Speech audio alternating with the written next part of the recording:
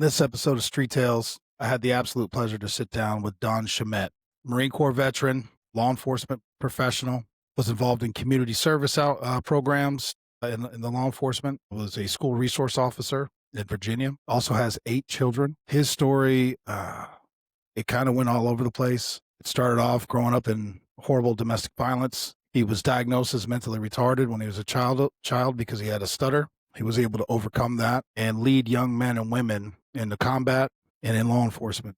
And for the last 30 years, he's been a violent prevention specialist. He is dedicated and focused on helping schools prevent the next school shooting. He has a program called Safe and Loved. You could reach him at his website, donshomette.com. It'll be in the description. I hope you enjoy. Absolutely. Don, happy to have you on. Ladies and gentlemen, we have Don Shomette here. Fascinating career. Honestly, it just feels like you've been working ever since you hit adulthood, and you've been in the world of not just law enforcement, but violence mitigation. Where'd you grow up? How'd you grow up? And then what kind of led you into the path of law enforcement, sir? Okay, so where I grew up, I didn't grow up in a military family, but my family moved like we were military. So I started off in Maryland, went to Virginia, bounced all around different places, but I call Virginia my home. As far as my upbringing, I was in a pretty big family. I had my mom, my dad, and 7, including me, 6 siblings, in total of 7. It's interesting that you asked me about growing up and what it meant to me, because lately I've been thinking and looking at my life. And you know how sometimes when you look at your life or you look at an event and you go, oh my goodness, so for that to happen, that had to happen. And then that had to happen. And then that had to happen. And you see this string of events that lead you to where you are. So for me, I guess why that matters is I grew up in a very chaotic home, grew up in a very violent home. I grew up in a home, real big domestic abuse. I grew up where it was not uncommon for my mother and my siblings for us to sleep on other people's backyard furniture patio. I can remember being 8 years old, and it was a beautiful night. The moon was out. It was a perfect fall day in Virginia. And I can remember running and going from yard to yard to yard until I found a perfect seat. And we all got together on this woman's back porch and we all slept there. And I remember finding this great couch with a great cushion. And just to show you like maybe how bad it was, I remember thinking, I can still remember thinking, man, this is fabulous. This is beautiful. Not even realizing just how broken all of this was.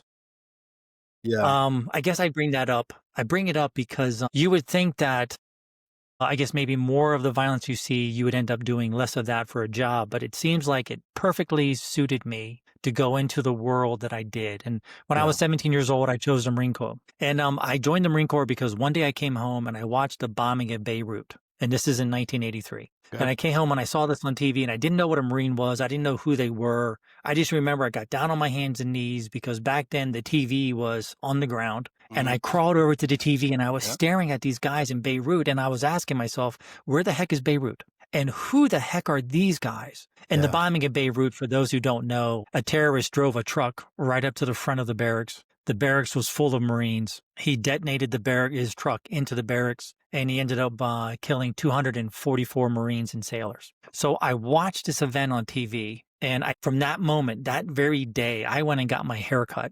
And I told the barber, cut it like a Marine, and he didn't know how to cut it. And I was like, look at those dudes on TV, just, bleeding on the sides and short on top, like them. That's what I want.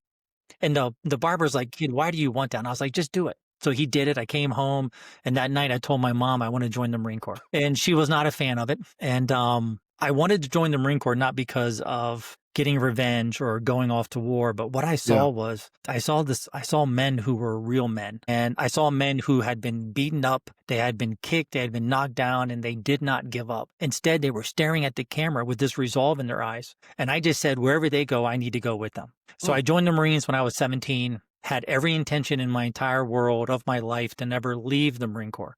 It was going to be my career. It was going to be what I did forever. And then I met my wife. And after I met her, I fell in love with her and I started having children. Yeah. And so I left the Marine Corps. And as soon as I left the Marine Corps, my first thought was, what in the world can I do that's like being a Marine? And the only job that was even close to that was law enforcement. And I did not become a cop to prevent violence. I didn't become a cop to enforce the law. I became a cop because it was as close to the world as I could get to the world that I loved. So I became a cop, and then quickly it changed for me. Yeah. And I fell in love with law enforcement because I did community policing. Hold on, let me And stop I you right did there. community. Let me stop you right Yeah. there, Doc. I love it. This is great, Okay. but I want to touch on a couple of things because we talked offline. And again, if you don't want to share something, but walk me because you said in your childhood you were actually diagnosed mentally retarded because you had a speech impediment. Okay. So going way back Way in back, yeah, because I kindergarten. want to kind of touch back up because this is all fascinating to me, what you're talking Yeah. about, and I understand for you it's your life, so you're like, yeah, these things happen to me, but I mean, I just kind of want to hover for just a moment on that Sure. part and what that looked like for Okay. your upbringing. Yeah, no, I don't have any problem talking about it, and I'm happy to talk Okay, about it. If we can remember, there's a guy by the name of Guy Gruters, yeah, and he's a vet from Vietnam, and he changed my life. Had I not heard him talk, I would never share about my earlier upbringing. yeah, But when I was in kindergarten, I was labeled mentally retarded. And yeah, I remember my wife, my mother, I don't remember it, but my mom told me all about it. Told me about how they were going to put me in a separate class, special education, mentally retarded. They put me through all kinds of series of tests and batteries to see exactly how far I was, how much I was impaired. And the reason being is that I had a horrible speech impediment. I mhm, could not talk. Nobody could understand me except for my brother Danny. And Danny being my brother and my siblings being who they are, I would ask for something. yeah, And my brother would translate and go, "He wants some candy." And I'd be like, "That's not what I said." And he'd be yeah, like, "Shut up. I'll take yeah, care of us." You know, yeah, I I'm like, got it. "Okay, whatever, whatever." But that's how bad it was. I could not talk. I did not stop my speech impediment until the 6th grade. And it correlates perfectly with my father. My father left at the same time. I was So gonna when I say look back on that's my a life, common thing in how homes of domestic violence, the children that is one of the things that come up, I guess, or one of the byproducts of that. So to me, that's I just wanted to kind of touch on that. So your father, I'm sorry, 6th grade? yeah, no, father left in the 6th grade. It's one of the few things I remember about my upbringing. I have Yeah. very little memories. I cannot remember anything. One of my strongest memories was of my mom and sister making cookies. And I could see it. I could see I could see the candles. I could see the lighting. It was beautiful. They were Mhm. having a great time. They were laughing and joking, making cookies. And then I realized years later that that was not a real story or a real memory. I had watched that on a movie.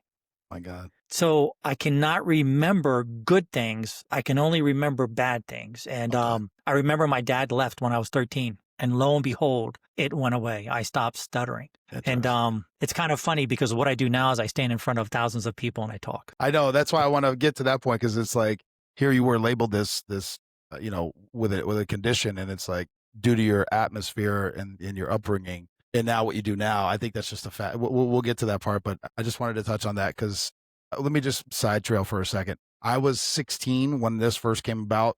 There was a friend of mine, a teammate of mine, and he was in the special classes and all this other stuff. Well, nobody ever tested him. He was dyslexic. And his whole life he'd been told he was slow and he was dumb and he was always put in all these different classes. And that's why like football, he didn't care.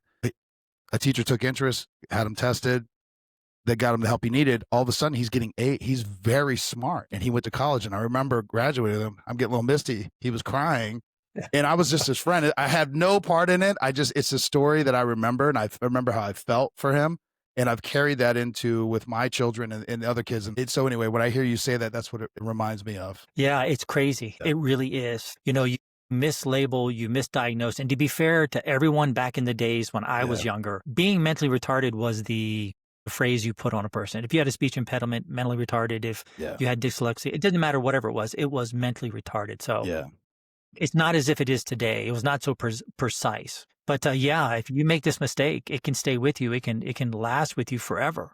And I carried that shame, yeah. and I carried lots of stuff. Like I think we talked about this. My upbringing was so bad that there was times I would come home from school, and I can remember coming home, and I can remember seeing all of our stuff on the curb, Got and it. saying, "Mom, why is our stuff on the curb?" And she said, "You just get in the car. We have to leave." And I'm like, "Well, can I go get my toys?" And she's like, "No, you can't. We have to go."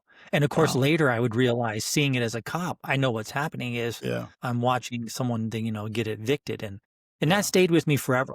And then when I became an SRO, I was quiet. I didn't tell anyone this. I realized, and the schools did this on accident, not on purpose. But many of the teachers and counselors, I would hear them talk about kids. And hmm, they would say things like, "Oh, well, what do you expect from them? Or from him? He's got a terrible upbringing. His father's horrible.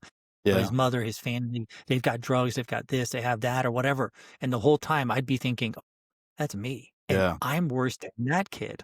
So I learned to stuff it and I learned to Yeah. be quiet. If we were doing this podcast 10 years ago, you wouldn't know any of this about me. I would never share it. I would never bring it up. What happened was I went to a conference and there was a vet there from Vietnam. And the Yeah. guy's name is Guy Gruters. The dude changed my life. And what he did was he told his story about Vietnam. And can I tell his story? Like, Please. is there any center on here? So I'm Nope. in the back of the room, 1 hour conference, and I'm listening to him. This guy he flew some supersonic fast airplane. And what he did was he went over the enemy positions, drew fire, and then other airplanes coming behind would then attack the position. So the guy was crazy brave. He was a Yeah. rascal. I mean, you just look at him and hear him, just like, it's the kind of dude you always want to be. Like if I was I'd want to be like that guy. And he was the dude's my hero. So he got shot down and he spent 5 years in a prisoner of war camp. And his Oh, call sign geez. was Misty. Yeah. His call sign was Misty, and he wrote a book called, I think, Misty 13 or Misty 30 or Misty. It's a great book, but he's talking about what happened to him in the prisoner of war camp. And he talks about his buddy. I think his buddy's name was John. Mhm. And Guy Gruder said there's 2 things you have to do if you want to survive in a prisoner of war camp. You have to eat and you have to go to the bathroom. You have to defecate. Eat, defecate, eat, defecate. That's it. And if you don't do those 2 things, you're done. And that's your life. And I'm sitting back there listening to him tell these stories. And people beside me were going like this, Yeah. covering their ears and looking down, and my jaw's dropping. I'm like, holy cow. But he tells this story of his buddy. I think his name was John. And John wasn't eating, so he wasn't going to the bathroom. And they Yeah. said to him, John, dude, you need to eat. You need to eat your rice. And he's like, I'm not hungry. I don't really feel it. I'm okay. Tomorrow, I'll eat tomorrow. So the next day comes and they say to him, eat, John. And John doesn't eat. And they're like, tomorrow you have to eat, because if you don't eat, you're not going to go to the bathroom and you're going to die. You need to do this. So on the 3rd day, they brought in the maggoty rice, gave him his bowl and said, okay, eat. And he said, I'm not hungry. So they grabbed him. They pulled him into the corner, stuck a finger into his throat and had him throw up in a bucket. He threw up that much of worms. Oh, So the God. bucket was full of little squirming worms all inside there. Jesus. His buddy was still coughing. And then they noticed that they could see worms. So they reached into his throat and they pulled worms out. Jesus. I'm hearing this story, and Guy Gruder holds his hand up and said, oh yeah, the worms were from my fist all the way down to my elbow, and they were Oh, my wrapping God. around it. And he said, I thought 2 things. Number 1, I'm in a nightmare. Yeah. I'm living in a nightmare. And number 2, if he has them, I have them. Yeah, for sure. And then he said, there are worse stories than these that I cannot tell you. And Oh, I my cannot God. believe what he's saying. Yeah. So he ends the talk, and here's the moral of the story. He ends the talk, and this is what changed my life. He ends the conversation by saying, and I can't do it as well as he did it. He's not a big man. He's a slight man, but he has a presence. But Mhm. he was shaking in his voice. So it was like I felt like he's still dealing with it, but it wasn't as if he just dismissed it as no big deal. But he said, every day I wake up and I say to myself, I would never wish this on anyone, and I would never want to do this again. However, every day I give thanks to God, because by going through this, I have become a better man. Boom. And I Yeah. was like, are you kidding me? And my jaw Yeah. dropped. And I remember looking at people like, did you hear him? Did you? And then I Yeah. thought to myself, I just went through, not just went, but I went through domestic abuse. I went through troubled times. I went through difficult times, but nothing like him. And here he is on the stage telling people. Yeah. The moral of the story that I took personally out, and the story that I share with people, and the reason why I tell this story to everyone, is that suffering in life is not the worst thing. It's not. The worst thing in life is suffering without meaning. Yeah. So the moment I heard him say that, I was like, oh, I can talk about my life now, because I will do and try to find some meaning in it, in which it will be where I become a better man, or I help other people to become better people. That's amazing. Hold on. You heard, how old were you when you listened to that? Oh, must Roughly. have been 10 years ago. So let's say Okay. 48. All right. Because I was going to say, if you heard that when you were a kid and you still joined the military, that was No. crazy. I'm sorry. No. I bet. No. Yeah. But also that's something I realized when I got into law enforcement, because I was a football player, then I was a banker. That was my life, and I hated it, and I wanted to do something more Anyway, I've talked about it on the Yeah. show a lot. I got into law enforcement, and I had this perception of what a criminal was. And then I got into it, and it vastly changed my life to the point now where I talk about it on a show, because you interact with all types of people, all socioeconomic, it doesn't matter, even criminals. can be good people. They just, they made a mistake, whatever it is, right? You start to learn that. And you also realize a lot of people tell me now, I'm 42, but they're like, how are you so calm all the time? I'm like, there are things so much worse. This doesn't even rank in the top 100. Everything's going to be Yeah, not okay. I even promise. close. Yeah, with what people are going through. But let's tie in. So just touch on it again. How long were you in the Marine Corps? You were 17. You joined the So Marine. I joined in 85. Got out around 2000, but I had broken time. Oh, So it was okay. active duty and reserve, a total of about 12 years. Got it.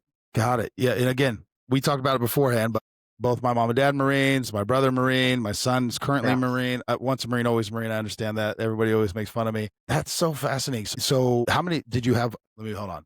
How many children did you have before you were like, I'm done. I want to get out of the Marine Corps? Because it's not conducive to raising a family. I will strongly admit that. Okay, so let me drop a big bomb. Are you ready? Okay. Right now, I have 8 kids. Yeah. All right. Good to If go. there's anything you want to say it now, Tyler. No. Listen, I think it's great. My grandfather was one of 12 and my grandmother was one of 11. And if my math is off, I apologize. I was very young, but that is a different time period. And I love hearing that it's still happening today. So I have nothing. I have 2. I can imagine having 8, but I fully respect it and I understand it. I love family. Yeah, I want to think when I said it was time for me to leave, it must have been 4 kids. Must have So been you waited 4 kids. 4 kids in. Yeah. Must have been 4 kids, but also 4 deployments. Yeah. So I'd already Jeez. I fought in Desert Storm. I'd already been Oh. overseas 4 times on 4 different deployments. I was already older than most people. I went to officer candidate school, graduated officer candidate school, was going to go back in and get my commission. Is the whole reason I got out in the first place, left active duty, so I could get a commission and go back in. But what got me was at that time in the Marine Corps, we had something called zero defect mentality. Okay. If you made one mistake, it was gone. You were done. It was over. Your career was done. I remember watching really good officers get thrown out and good NCOs, staff NCOs leave for minor problems. So when I was weighing kids and I was weighing career and I was thinking I could be a 38-year-old captain. Like my goal in life was to be a captain. I wanted to be my own skipper in charge of my own company. That's what I wanted more than anything. Yeah. But I thought I could be 38 years old and by the time I'm 38, man, someone doesn't like me. I lose my career. And then what am I? Every day I search the paper for a, highly experienced rifleman. I just don't think I'm going to find a job like that, Yeah. So, and then I weighed it all together. And I guess maybe if it's worth telling the story about it is the reason why I have 8 kids was a big factor in deciding for me to leave. Okay. Lots of people ask me questions about my kids. And I took a moment to see what you said, because one time I was given a class in East Irondequoit, New York, up by Rochester. And I stood in front of 600 teachers and I said, oh, I'm a violence prevention specialist. I've been preventing violence for 30 years. I've been doing this, and this. And I'm married and I have 8 kids. And someone from in the darkness, way in the back, screamed, "From the same woman." I would hope so. And yeah, it was recorded. And I was like, I'd never heard that. People say things like, well, are you Catholic? Are you Mormon? Are you a blended family? Do you know how these things happen? Do you know where they come from? Don't you have TV? I mean, I get all kinds of crazy questions. Like one time I'm giving a class and there was a cop in the front row and he had his phone and he was banging away on his phone and showing his friends, showing his friends and showing his friends. And finally, about 45 minutes into the class, he looked up and showed me the phone and said, do you know how much money you would spend on child support if you divorced your wife? A lot, one, but hopefully that never crossed your mind. No, Yeah. no, it never crossed my mind. But the thing is, nobody's ever said to me, why do you have 8 kids? No one has ever in my entire life said, dude, why do you have 8 kids? So it's kind of important. Great, I'm interested to hear. I do too. No, I think it's fabulous to have 8 kids. I've never told anyone else to have 8 kids. Most people think that if you have 8 kids, you're super religious.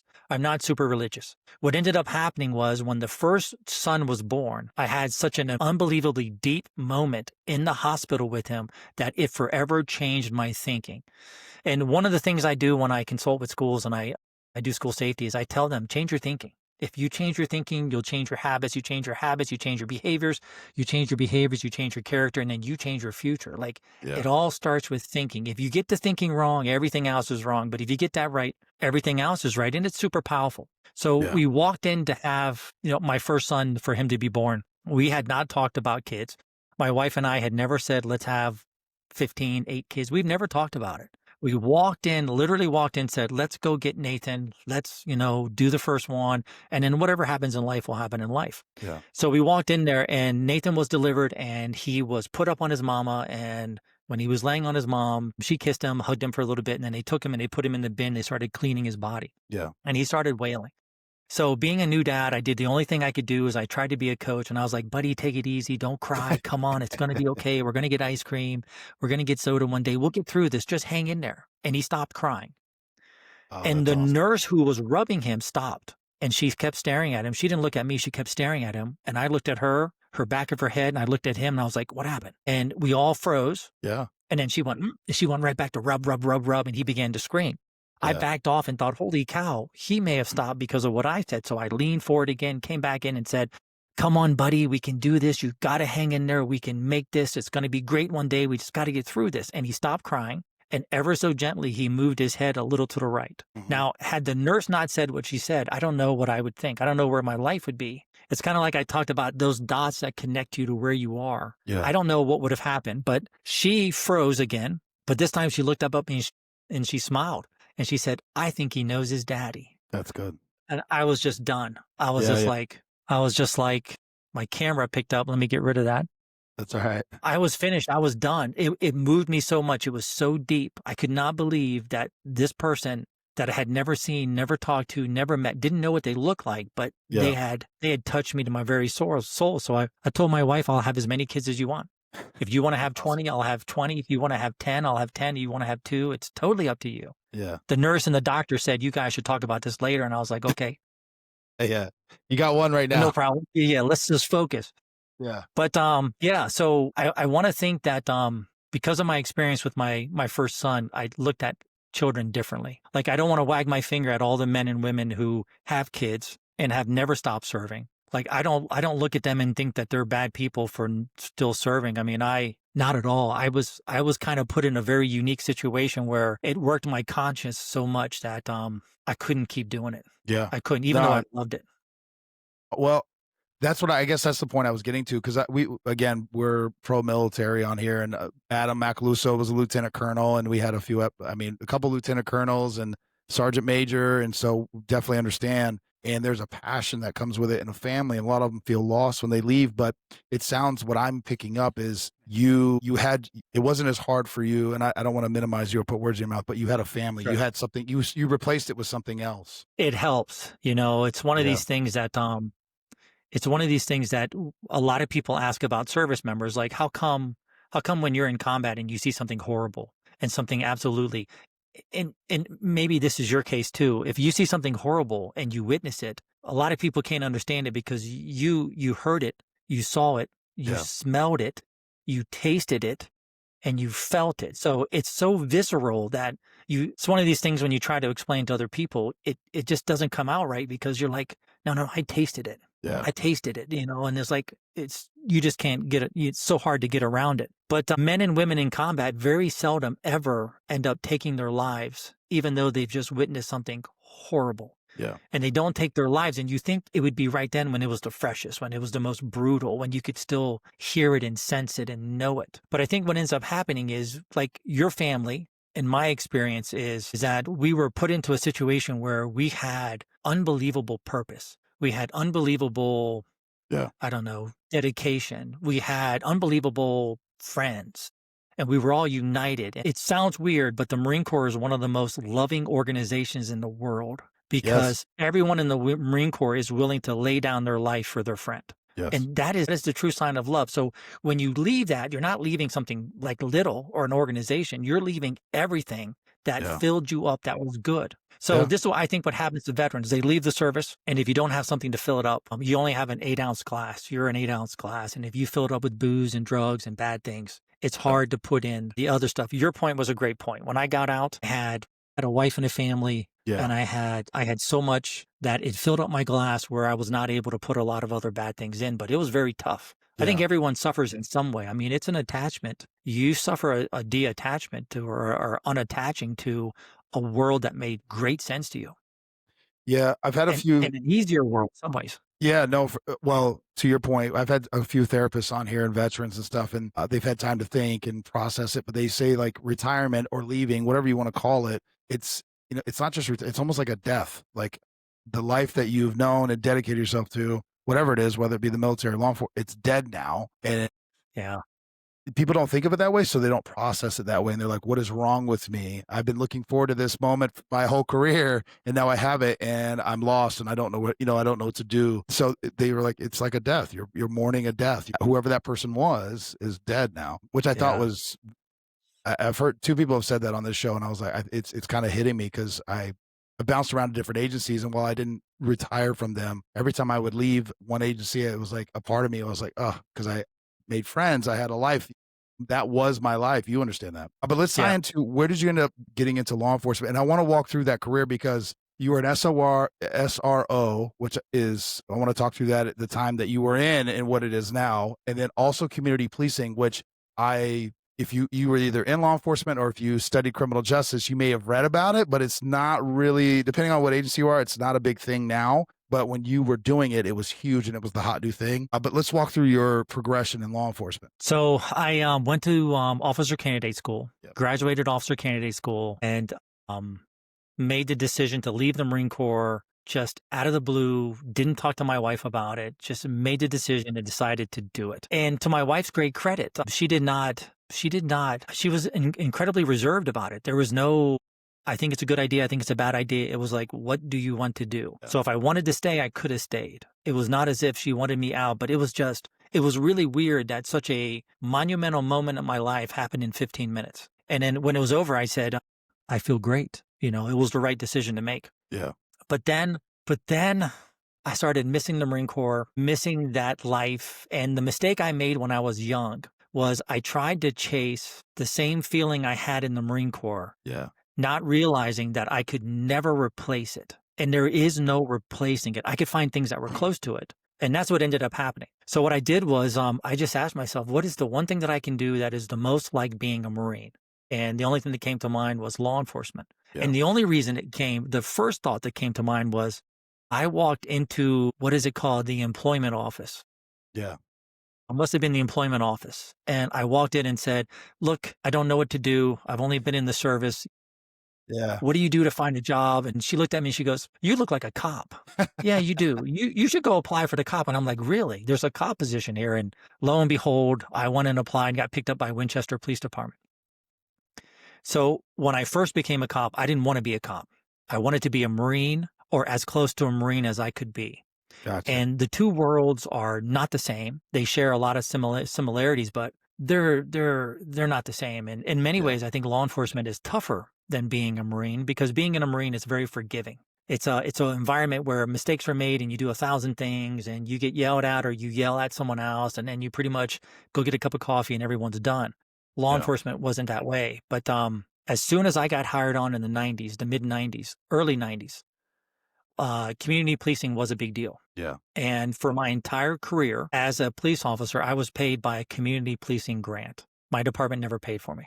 Interesting. Okay. And when I became a cop and I went ahead and I hit the road and I was doing patrol duty and I loved it. And then these guys from Boston came down and they put on a class about community policing. And not to wag my finger at community policing nowadays, but in the 90s, community policing was big brain safety. It was really, it was phenomenal. I mean, it was unbelievably strategic. It was unbelievably comprehensive. And what I mean is I became a community policing officer and then I was involved in a program called Weed and Seed. And it's just like what it sounds. You weed the negative element and then you seed in the positive elements into the community. And some of the difference with community policing nowadays is not enforcement. But in the 90s, community policing was heavy, heavy, heavy enforcement.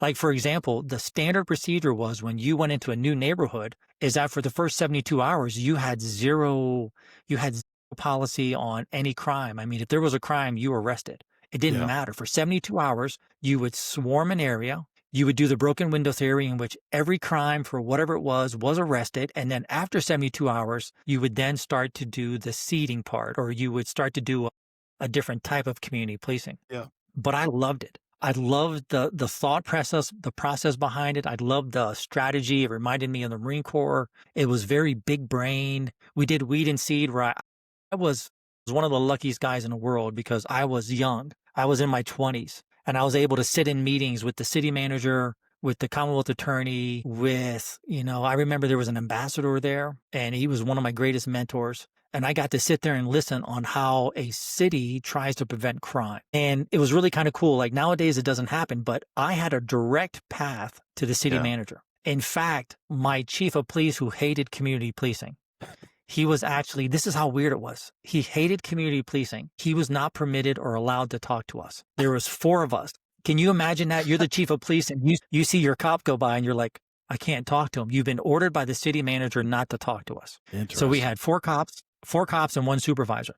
But he was old school. He fought in the Korean War. He'd been a cop for 40 years. He definitely had his skill set, but remaking himself with, I don't want to say modern law enforcement, but remaking himself with something that was strategically very different than going for the arrest.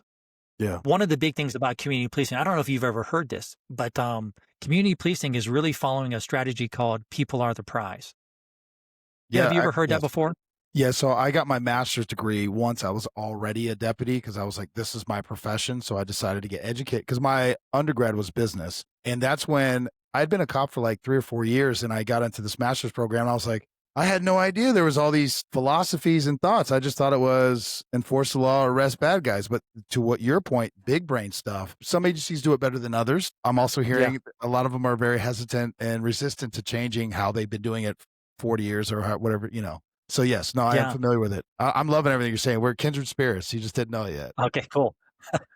It's really kind of cool. It's weird because nowadays I don't see it happening, but I had a direct path to the city manager. When he would walk by, I'd be like, hey, and I'd call him by his name and I'm like, hey, we need 500 shirts to go give to the kids and we need this. And he's like, well, just do it. Call down to so-and-so. They'll get it organized and you got it.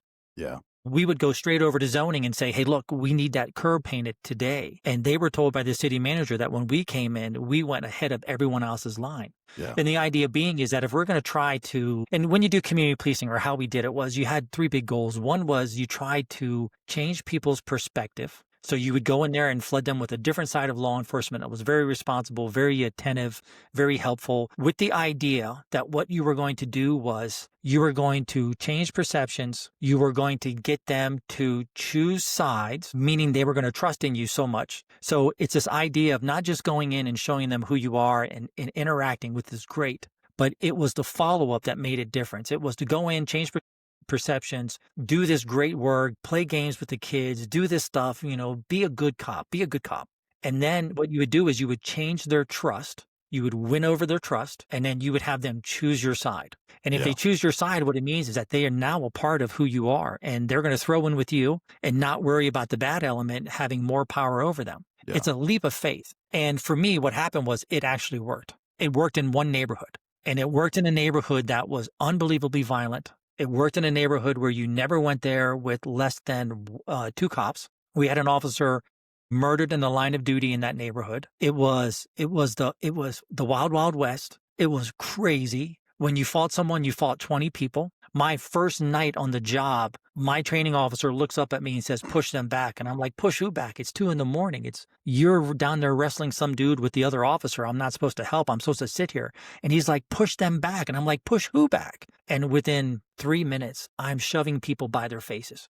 Yeah. Shoving people, hitting people. I mean, they're trying to get the prisoner back. I mean, it was crazy.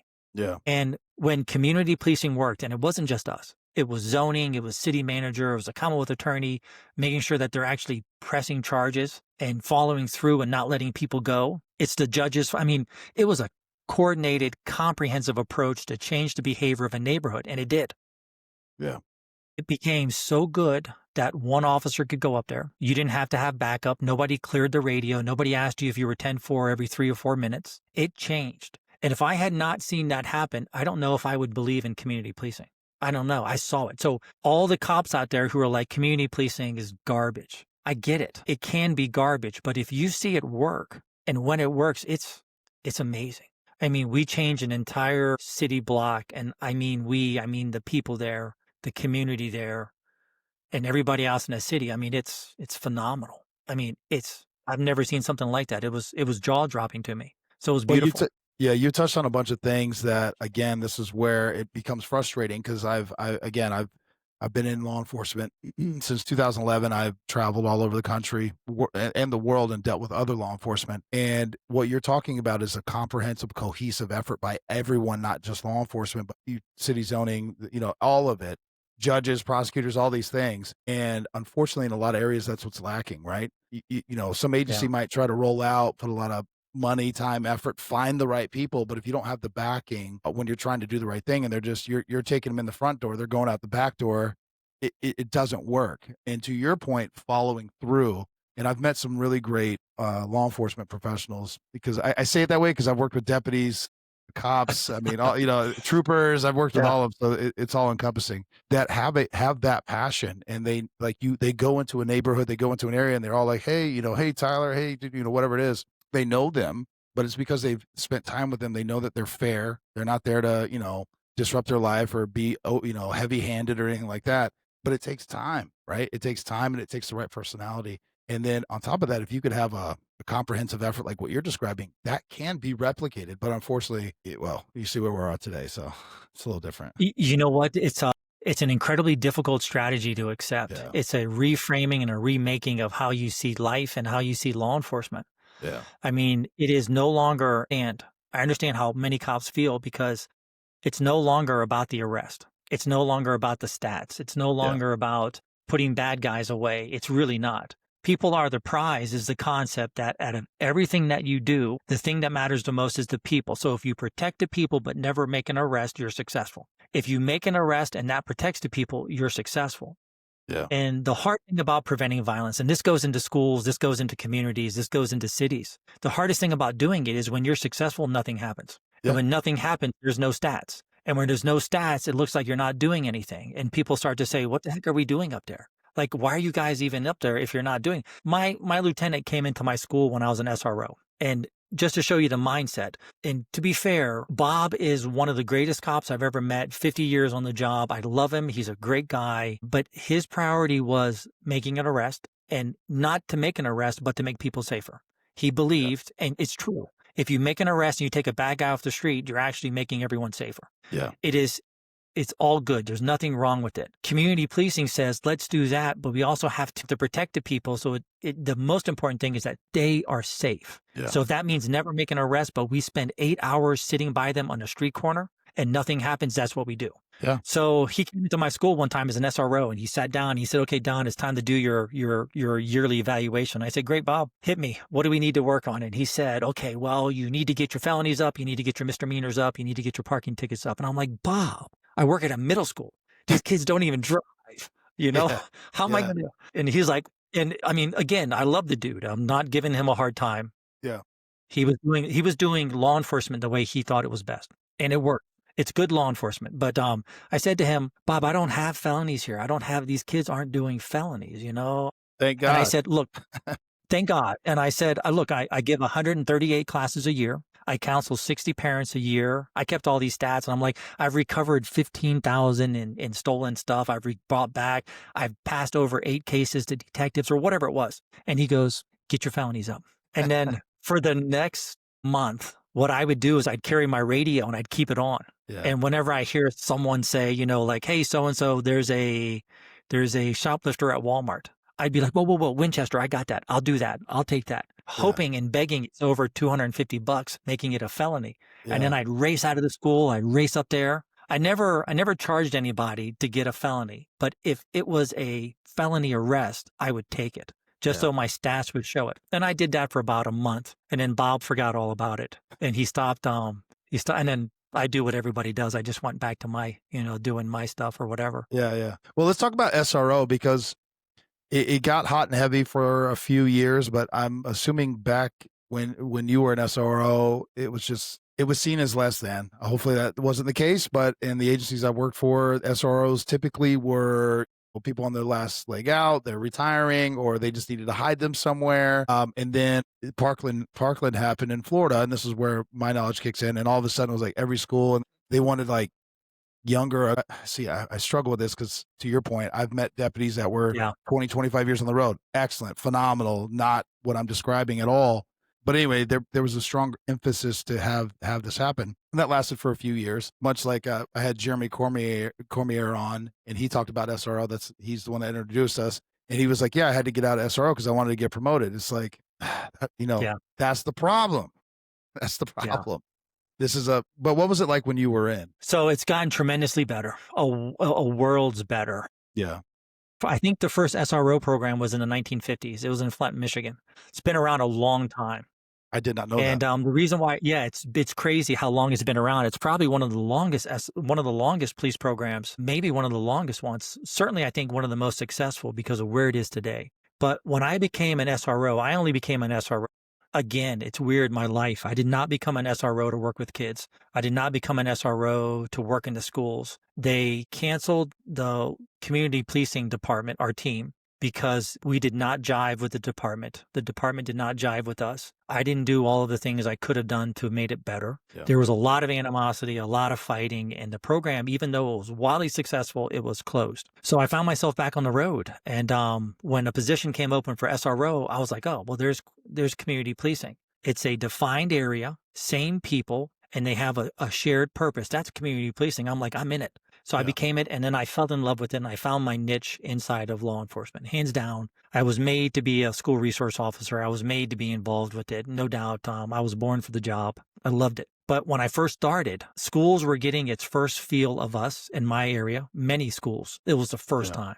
Columbine had not happened. It had not happened yet, so there wasn't at that moment still even a feeling of like we need them. Yeah. It was unbelievable growing pain. It was crazy uncomfortable. It was teachers pushing back crazy, like really hard, saying things like, we don't want him having a gun. What we want is we want him having a blazer. We don't want him in his uniform. We want his holster to be inside, not seen.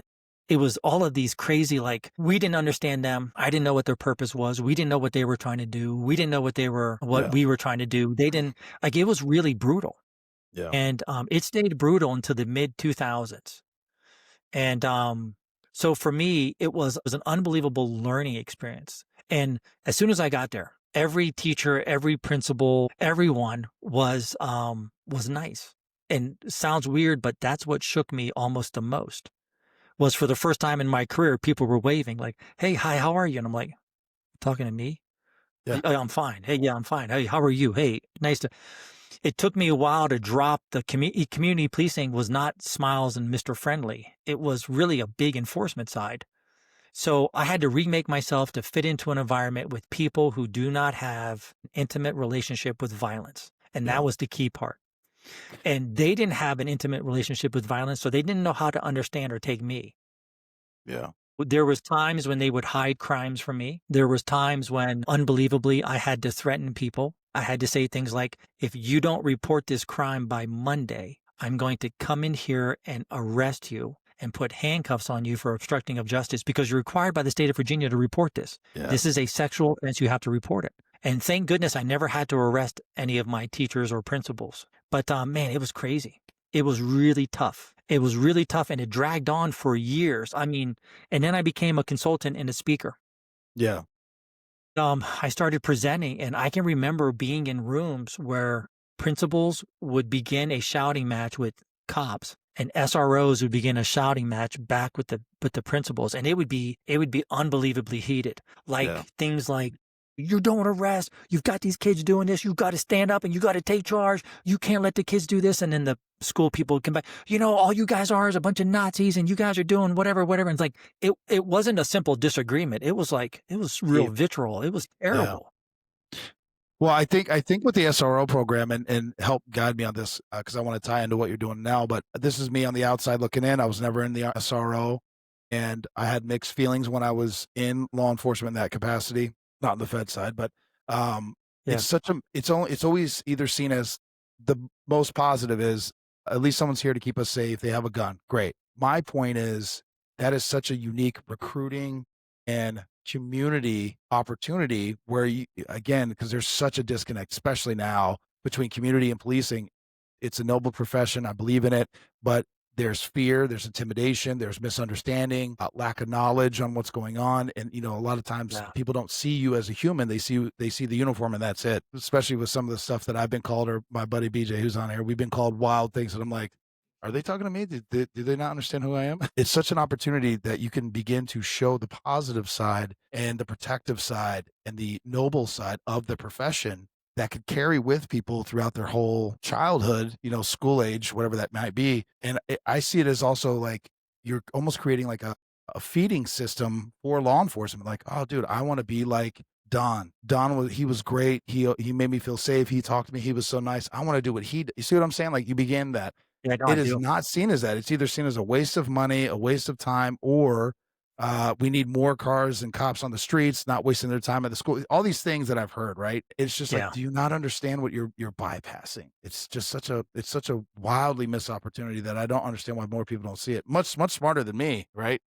Yeah, it is. It's a crazy opportunity. It really is. I mean, you have a chance to impact the lives of young people, and Yeah, you have a chance to influence them forever how they will always think about law enforcement. yeah, It's one of the reasons why I think it's important that officers wear their uniform, because it's not 100%. just that Officer Don is trying to make a connection with these kids, but I'm trying to connect you to this badge, to Yeah, this patch, so that when you are alone at yourself or alone with yourself one night and you're having horrible thoughts and terrible things may happen to you, you're going to think, well, if I can't find Don, I can find one of his friends. yeah, It's a biggie. I mean, you can save lives. And also the teachers, we forget about this. Many a morning, because I came in so early, that I would have a teacher sitting in my office waiting for me. I was not prepared for this. I wasn't prepared for the full side of it, for yeah, parents or for teachers. Like, I hold teachers at high regard. I always thought they're just really good, super people. Like, they know what they're doing and they're just great. But there would be many sitting in my office crying and saying, I need help, Don. So it wasn't like it was just me with the kids, but I had a community in which I became a resource. That's why the name yeah, is so great. And if you are good and you try to be good, then you can do good things. I mean, whatever you practice, you become good at. So if you're going to go out there with your heart open and you're going to go out there and you're going to work, and your idea is that everybody in my sphere, everybody who's in my community, I'm going to be for them whatever they can be, whatever I can be. You can change lives, and you will change lives. And the other thing is, you really, like, you brought me back so much, is that there were guys who made fun of me when I became a cop, and you were right. You gave up promotion. There was no promoting. There was no sergeant, no lieutenant, no master patrolman, no FTO, no anything. You passed that up. And sometimes, like, cops will go and they'll do this job for Monday through Friday. But the schools now have a long memory, and they yeah, have now had 7, 8, 9, 15 SROs. And if you come in there and you don't match up to the best SRO, they're not going to stay with you, and they're not going to yeah, want you. So you may think it's going to give you a break, but it's really hard to maintain that break. You yeah, can do it. And then I guess maybe the last thing to say about this is I think we make this mistake, maybe not a mistake, but it's a trap. We fall into a trap when we only think about those who do not like us, or those who do not respect us, or yes, those who do not see us. Like you brought up, not human. Man, there are people who do not see us as human, but if we focus on them, it will drive down our energy, our engagement. It will make us not willing to do good work mhm, because we're like, those people hate us. yeah, But then the silent majority, and they shouldn't be silent, but they are. They're trying to live their own lives, do their own thing. They're also, nowadays, it seems like you always have to pick a side. And yeah, that's an unfair thing that we're giving to people. Like, you have to pick my side. And I don't think that's fair. But people are now in the spot where they have to do it. But if we were to focus on the good, which is greater than the bad, our emotional health would be better. We'd do better service. People would like us more. Like you brought up, I can't remember what point you brought up, but it was a great point. You said, what was it? Quite a bit ago, about not about service, but about being able to help you. But I'm losing sight of it. But it was so true. Like, if you can just stick to the idea yeah, that, you were talking about people that you arrest, that most people are good. Most yeah, people are good, yeah, and they do bad things, but they're good people. And there's very yeah, few bad people out there who only do bad things, but they're out there. yeah, And then there's only a handful of evil people. But yes, we only see the horizon of hate, and we see the evil, and we forget that there's this whole group of good people. Like, hey, I could really use your help if you're willing to do it. Just, yeah, could you do it? But we yeah. had No, it last story, if I can say no, human, because I'm please, going to forget. no, do it. Man, this came home to me in a very big way. We had a police officer murdered in the line of duty. And when he was murdered, I became the family liaison officer. And I only became the liaison officer because I was driving down the road with, we teamed up in two because the guy had not been captured yet. He had been trapped in the bottom of a house. We were getting ready to storm in and get him. So we were doubled up together and we were driving through the city. And I looked over at the guy with me and I said, man, has anyone told Frank yet? And Frank was Ricky's partner. And Mike and I both looked at each other and said, I don't think Frank's in. We haven't seen him. We haven't heard him. So we drove to Frank's house because we remembered in a training, you go to the partner's house and you tell the partner's spouse and you tell the partner what has happened so they hear it from you and not from the radio. So we were like, terrible. So we drove over to Frank's house and we knocked on the doors late at night and we had to tell Frank what happened. Ricky had been shot in the forehead. He had been murdered instantly and the guy was trapped. So we sat there with Frank. We waited for him to get dressed. And what you're supposed to do is take him to the officer who had been murdered to his family. So we drove Frank to Ricky's family. And when I arrived there, I knew most of them, or I knew some of them. I'd definitely seen them, but I didn't know them deeply. Yeah. But as I was there, I heard on my radio that we were getting ready to breach entry. And I leaned back from everyone and I stood back and I was listening to the noise and Ricky's dad saw me and he came over and he said, what's going on? And I said, Mr. Timbrook, we're getting ready to breach. We're getting ready to get him. We're getting ready to go down into the basement and find him. And then next thing I knew, the whole family was around me and I'm translating what's happening. Yeah. And from that moment, I was selected to be the family liaison officer. Monday, 7 days a week, 8 days a week, whatever it was, every day I worked, I would mark on in the morning and I would leave in the evening. So my shift was 8 hours, 9 hours with his wife and his family. I did that for 2 months until she gave birth to their first child, their only child, who unbelievably is a police officer now in Florida. It's rough. I track him. I watch where he is. Many times I've done the staring at my phone, wanting to push the buttons, or I push some of the buttons, but not all the buttons, to call him to say, hey, I was there the night you were born. I was on the couch pretending to be asleep when your mother held you. I was there, but I don't even know if he knows me, but I can't call him. I just can't get the nerve up to go back to that night and pick up the phone and call him. But he's an officer. His dad would be so proud of him. Yeah, 100%. When he was born, I went back to my school. And when I went back to my school, I was emotionally messed up. My head was not right. I was all weirded out. I was sitting in my office thinking to myself, what the heck are we doing? All of these kids are walking around laughing and joking like everything's okay. And then I'd say, of course it's okay for them because they're living their life. And I was fighting with myself, being dumb in one side and then the other side saying, don't be like that. And I kept saying to myself, get out of here, go back to the road, don't be here. This is just, you got to get out of here. There's too many people, too much talking. I had spent 2 months sitting with a woman 8 hours a day who was a vegetarian. So we ate a lot of cheese pizza and macaroni and cheese. Got it. And just talking to her and grieving the process with her. And then all of a sudden I'm with a building with 700 kids and it was killing me. Yeah. And then a teacher came in. This guy walked right up, grabbed me by my shoulders and picked me up and he hugged me. And I remember thinking my arms were just straight down. I was like this. And I remember thinking, no touchy, no touchy, no touchy. And he hugged me, he gave me this real big hug. And then he just sat me down, never said a word, and then he left. And then right on his heels, another teacher came in. And the teacher came in, but this time she was looking up at the ceiling, and she wasn't looking at me. She was looking at the ceiling. And she said, I came to work this morning and I saw some of your officers, you guys were praying over Ricky's grave. When we buried him, we put him as close to the road as we could so that when we went to the PD or away from the PD, we could hit right alley light, left alley light, and we could check on his tombstone to make sure he was okay. So that was a very strategic move, as close to the road as possible so we could always watch over him. So she had seen officers there early in the morning over his grave. I don't know if they were praying. I have no idea. But she said, I really thought that after all this time, you guys would be over it. And then she turned, and as she started walking out my office, she stopped and sort of didn't look at me again, threw her head back so I could see her mouth moving. And she said, up until this moment, I never realized that you guys were human. Yeah.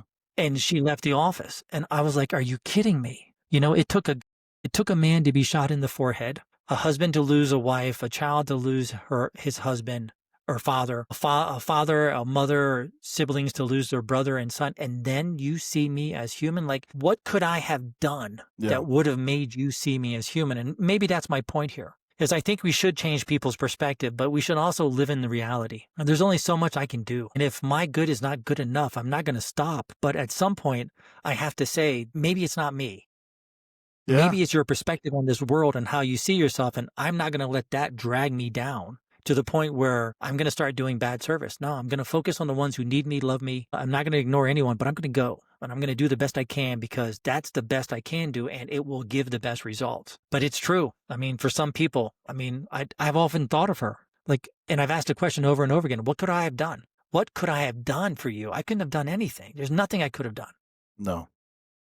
It took a man to be shot in the forehead for you to see me as human. It's just crazy. It's a So it's wild a real struggle. Yeah, it's a concept, and it's something I wasn't really aware of early on, but I've become more aware of just through conversations. And that's also the other point of this podcast is just talking to people that we're all human beings. And I mention good people that do bad things. I have friends of mine that one have been on not just on the show, and I don't think I've ever elaborated on this. Because I wrote a book, and there's Tay Duncan, Dave Tarbox, and Joe Caputo. These are friends of mine. They've been to my house. We've broken bread. Like, these are friends of mine that I call and I check in with all the time. But they had a very different upbringing in a different life before I met them. Dave Tarbox, he was a bank robber out of Massachusetts, and he was addicted to heroin. But that didn't define him. Like, he was still a good person, right? I mean, I met him well after the fact. He has a business, and he has a family, he has kids. Like, what I'm saying is he did a horrible thing. And he talks through that. Joe Caputo, he had a drug addiction as well. He overdosed twice. And I'm like, bro, you didn't figure it out after the first one. It took two. But what I'm saying is, like, he lived that life. And then Monte, he grew up in Atlanta. It was a quick sidebar, but talking about community policing, Atlanta did a little different. They had Red Dog Unit and DC-6 where they would basically thump you and slam you to the ground in front of your house because you were in a drug area. It's like, I live here. Like, even though I'm not doing anything, I live here. He ended up, we played football together, but everyone had different upbringing and a different life, but it doesn't make them bad people. And to your point, I have also met, there are evil people that are just want to do bad and cause havoc. That is very true. But that is not the majority. And it just feels like, especially this day and age, 2025, the people just don't understand that, cops have a very difficult job. Not to go on about that, but it's also they're human beings. They're trying to process the shit they're dealing with too. There's no training, right? They don't train you how to be a robot and, like, oh, you must see bad stuff all the time. One, even if that's true, it doesn't mean it doesn't affect them. It affects them very seriously. And we've done other shows, and I'm not trying to bog down on this, but 900 cops take their own life almost every year. I mean, I know it varies with 700 to 900, and that's underreported. So it's a traumatic thing, and I believe that having these types of conversations, just talking through these things and expressing, one, you're not alone. Two, labels didn't define you. And three, there are good people that want to do good work, and it is a noble profession. But with that being said, I want to tie in and touch in because I'm very interested in what you're doing now. You talk on what you're doing now after you got out of law enforcement. About what you said, have you ever heard of something called kintsugi? Kintsugi is a Japanese phrase. It's a Japanese concept. I experienced it and something else called ikigai. And when I was in Japan with the Marine Corps, and ikigai is this thing about following your purpose, finding your meaning in life. And it has like 7 or 8 things. And one of it has to be is that you have to be good at it. It has to be something you're passionate about. You have to be able to make money doing it. You have to be extremely good doing it.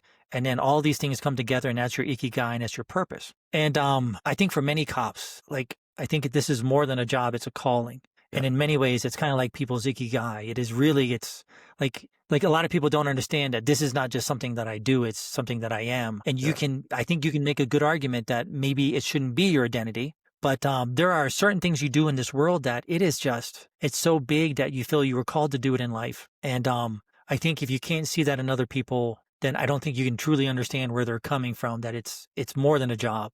It is a calling in life in which they feel that they've been ordered or invited or called to do it. So it's not just a little thing, it's their everything. So, and then this thing called kintsugi, which is really like, I wish this is some of the stuff that we would teach officers or teach your friends, or maybe your friends could learn this, because it's really, it's crazy valuable. It's the concept that in kintsugi in Japan, when something breaks, they don't do what America or what we do. Like, if I break my cup, what I'll do is I'll super glue it together so you can never see the break. And then I hide the break, and the break is, you can't see it. Like, you can hold the cup up, but you can't see the break. And we do everything know what this we is. can. I didn't know what it was called. Yeah, I got it. Oh, I'm okay. sorry. So it's a fabulous concept, and we do everything we can. We do everything we can not to show the break. Hemingway said it. is that the world, sooner or later, the world breaks everyone. And some Yeah. are just stronger in the breaks. So the idea with kintsugi is that if you're broken or you've done something like this or you've had a difficulty, is that you don't try to hide it. And what you do is you make it a part of your history and then you make it beautiful. So in Japan, if they break a mug or a bowl, they will inline it with gold. So you cannot miss it.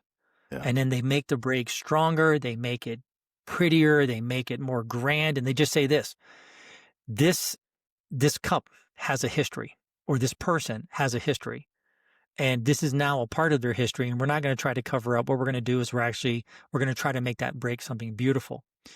And I talked about this one time in Dunkirk, New York. And as I was leaving the class, it was like, must have been 500-600 teachers at least, maybe more, maybe 1,000, a lot of teachers. And this Yeah. gentleman came up to me. And when you see someone's deformity or someone's trauma, Yep. and it's so severe, you look away, like you can't even look at them because I don't want them to think I'm looking at it. Yeah. But he had a massive divot in his head. He had told me he had cancer and that a big part of his brain had been removed in his scalp. And it was impossible to miss that there was a massive divot in his head. And as he was walking with me, he said, this kintsugi thing, I'm going to use it in my life. This is going to help me. It's going to allow me to reframe my accident because it's a history of who I am. And now I'm going to celebrate it. I'm going to try to make it beautiful. And I'm like, man, that's great. I'm so happy for you. I couldn't look. Yeah. Still. But I just thought about this with your friends. Like, I think Yeah. everyone should learn kintsugi. Cops go through unbelievable trauma. It's okay to be broken. It's not okay to be destroyed. If you are broken, I think what you have to do is try to figure out some way to turn your suffering into meaning and try to make it something beautiful. Like you have suffered an abnormal event. It is normal to be impacted by it. It would be abnormal not to be impacted. Yeah. It's just a perspective. Like, how are we going to look at it? What are we going to do? And how are we going to treat it? So kintsugi with your friends, I think pass it on. It could help them. It's phenomenal. I didn't realize that's what it would call. I do understand. I've seen that. Again, I love the way you tied the two together. I don't think I've ever heard it that way. That's beautiful. I actually wanted to touch one thing before we get it, because you had talked about Sure. traumatic relief. You were talking about you had some dirt on your hand, and your daughter was like, "Oh, Dad, you got something on your hand." And you're like, "Oh, I've had worse. I've had brains." What did you call that? I forgot what you called that. I was having slippage. Slippage. I was having Traumatic traumatic slippage. slippage. Yeah, and I don't know if this is healthy, but I take all my trauma, I put it in a box, I label it, and I put it in my head, and I lock it down. Like, I can't get rid of it. Something like the stuff with my dad and the stuff that I seen as a cop and as a Marine, I put it in there. Yeah. And I try to lock it down so I can see all my boxes, and I know it's there, so I'm not trying to ignore who I am or my past history, but there it is. Yeah. I don't open it up. But daggone, what ended up happening was, and this will sound weird, is that my children started having grandchildren. And you'll be like, well, what does this have to do with trauma? What has to do with trauma is, while we were in Desert Storm, we had a bunch of Iraqis that were fired up, and one of the Iraqis died in my arms. I was holding him, and I had to get somebody else to help. And that's where I got the brains on my hands. That's where I got the blood on me. That's where I got all the stuff on me. And I ended up passing him over to one of the vehicles, and the vehicle went probably 20 yards, stopped, and threw him out. He had died. And they threw him on the sand or whatever. I'd always thought about that guy, but that guy had never really bothered me. Not really. But what ended up happening was, when my grandchildren were born, I was so happy to have grandchildren that I started having this vision in my head of an Iraqi woman making dinner with all of her family. And she was happy and smiling and laughing. And there was a picture of the guy who had died, that Iraqi soldier. And it was there, and she was talking to him. And I could see this. I could see the tablecloth. I could see the food. I could see her face. I've never seen any of this, but my mind created it. And it didn't make any sense to me why this was going on. And then it hit me that I was having great sorrow for her, because she would never experience grandchildren with her son. Yeah. I consider him a combatant. I consider him a man who was going against me. It was either him or us. Oh, it was combat. It was mutual combat.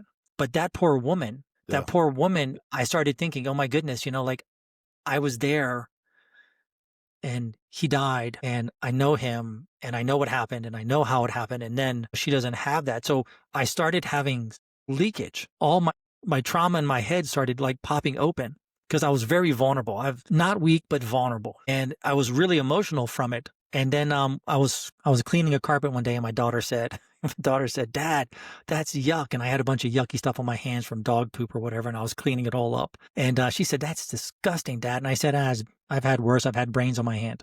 And then I froze, and she's so funny and she's so stoic. She looked at me and she goes, "Man, Dad." But yeah, it was leakage. So here's the moral of the story I like to share with anyone who hears this. I Yeah. thought I had locked down my trauma. I thought I had control of my trauma. I never expected my trauma to morph. I never thought it would change on me. Yeah. That's what blew me away, was that all of a sudden, things that I thought I had controlled were now popping up and they were different. And man, it really hit me. I was not Yeah. like, I wish someone would have said to me, "Hey, you've suffered trauma. 30% of all of the things that you witness could be PTSD or trauma. 70% Yeah. of what you witness, it may not impact you, but be prepared because the older you get, your trauma may change." I never See, thought I never thought trauma, about that. Yeah. I never thought it would change. And that's what floored me. And I was like, daggone it, I thought I had this. I thought I Yeah. had this. And now here I am saying this stuff in front of my daughter. I would Yeah. never have said that. I would never have said that. Yeah, I'm So having not leakage yet, but I'm realizing things, and I've talked about it on the show, not to keep reiterating, but just to tie into what you're yeah, saying. Moments that my kids were real little when I got into law enforcement, and I would come home, and sometimes I try to be quiet, but I don't know. You got the radio. yeah, You're not quiet. Let's just phrase it. You got boots on. You're in uniform, whatever. And I'm changing my uniform because I had gotten blood all over it from whatever I was dealing with, and I'm trying to get a fresh uniform on. And obviously, the whole house wakes up, and everyone's like, "Oh my god!" I was like, "It's not mine. Don't worry about it. Go back to bed. Kiss him on the head." And then I'm boom. I'm back out the door. Well, I had just rock their world in the middle of the night thinking, "Oh my god, is dad hurt? No, he's not hurt. Wait a second. Why is there blood all over his uniform? What's happening?" And then I was just like, and I never addressed it. And so now here we are 10 years later, and they're like, "Yeah, so what happened?" I'm like, "You were like 5. How do you remember that?" yeah, "Dad, we didn't go back to bed." We were like, "What is going on out there?" That is covered in, and it was like not even, I had to like rethink in my head, like, what moment are they even talking about? So it's these little moments, right? You're like, "Oh my god, I never gave it a second thought." And here we are, my kids are pretty, well, my son's almost 20, my daughter will be 18 next year, but, and they're like, "Yeah, what happened then?" I was like, "You remember that?" Anyway, these little moments, right?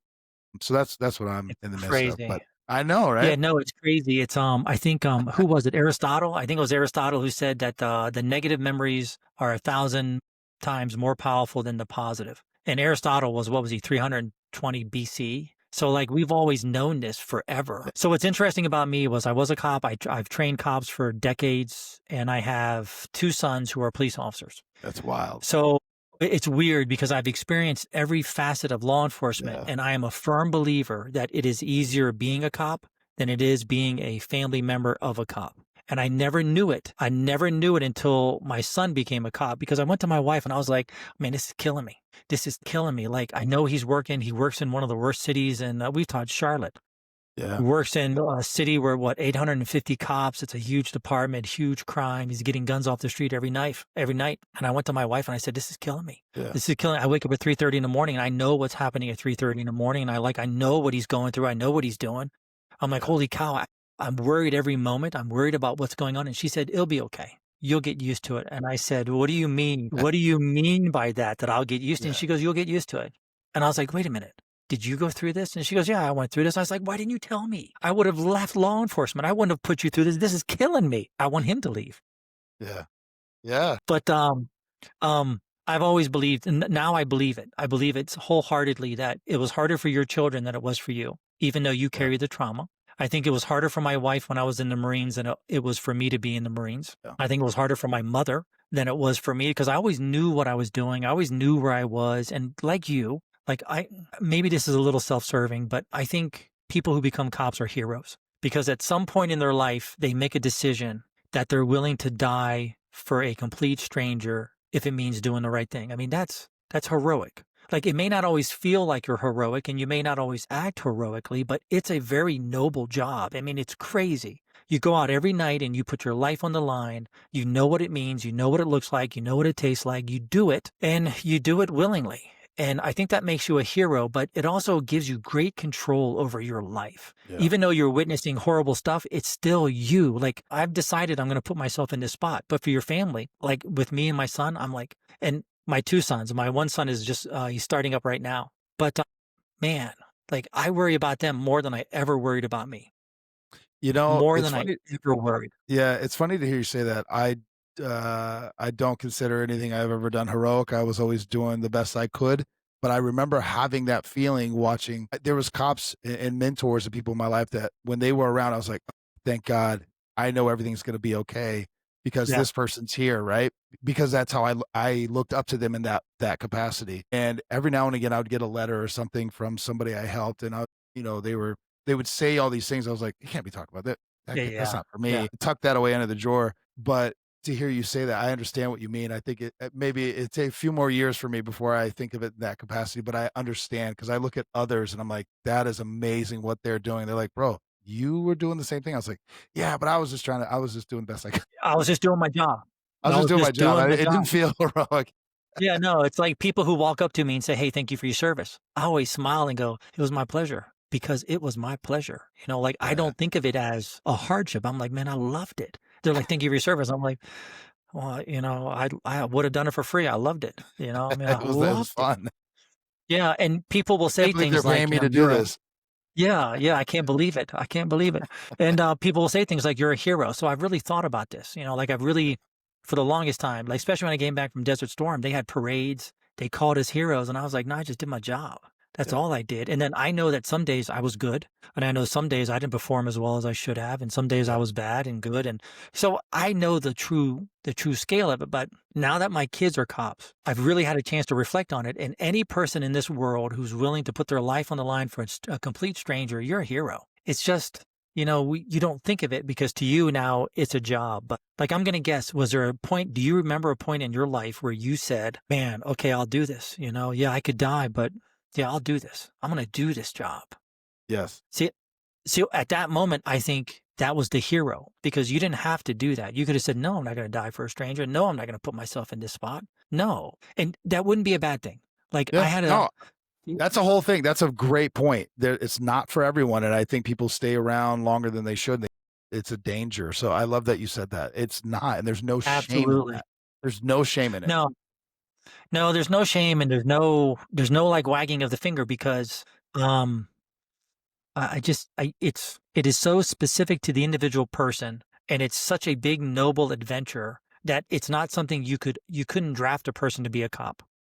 No. I like that. I like that we don't draft people for the military. I like it. I Yeah. don't think we should draft people. We should give them because the people we want are the people who are going to say, I will do that. Yeah. So, and I think that's why it hurts also. It hurts why the community sometimes beats us up Yeah. because we're willing to die. I say we, I'm no longer a cop, but police officers are willing to die for you.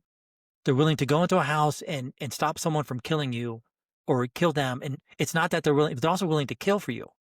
Yeah. So this unbelievable, like 1% of the 1% of the world would do this. And then Yeah. to have people not treat you well is, that's a hard thing to take. It was, Socrates who said that the people who guard us should be treated and act as if they are noble puppies. Ooh. They should be happy to see you. They should run to see you. You should be happy to see them. You should bathe them in love. But if there's violence or fear or potential of harm, they should act and they Yeah. should be the dog. So, I mean, it's a crazy life. It's a wild job. And I think it's one of the things that makes it so great. It's like if No, you love it, you 100%. love it because it's like, man, you are written your name in the history books. And it's a noble adventure and it's already been decided. Like Yeah. I remind my sons, I remind people I talk to, we could right now, you and I could get ourselves a couple beers and some popcorn and we could sit in a movie theater and we could watch for the next 14 days a constant non-ending video of cops saving people's lives. Yeah. I mean, it's already been decided. Now the only question is how we're going to live in that. No, exactly right. And kind of tying that in, to your point of it being a noble profession, it took me a while for teachers, right? Just to kind of tie it all in, SRLs and stuff. Yeah. Because I used to talk to teachers, my kids and stuff, and I'd just be like, I don't, there was an older lady who explained it to me. The way that I looked at because I was like, there's no way I could ever be a teacher at this day. There's no way. They're like, they look at you the exact same way. They do. Which then launched into a whole conversation about school safety and all this other stuff. And they're like, teachers aren't designed that way. That's not their mindset. They want to teach kids, nurture kids. Again, just like everything, there's good apples, bad apples, whatever, but in Yeah. general. And they're not doing it for the money. We all know that. and they come in here every day and they do the best they can. And I was like, it was such a perspective change for me that I was like, you're 100% right. And it changed the way that I interacted with them and talked to them. Cause again, even though I wasn't an SRO, we would get called to whatever set child, things that were happening. And I was a little combative because I'm like, how could you let this happen? Or, I was a little like, Yeah, yeah. why weren't you seeing the signs or all these other things? They're like, they're not you, dude. They are not you. Right. Mm, That's not where yeah. their mind goes. And it took that conversation to happen. That's a great point. For me, be that's Yeah. probably the biggest that's probably the biggest mistake that trainers make when training teachers, hands down. They train them as if they are training themselves. And if I was training you and you were training me, man, we wouldn't have to talk that much. It'd be a totally different conversation. Like we could be Yeah. super direct. It'd be like, dude, just do this, do that, lock this down.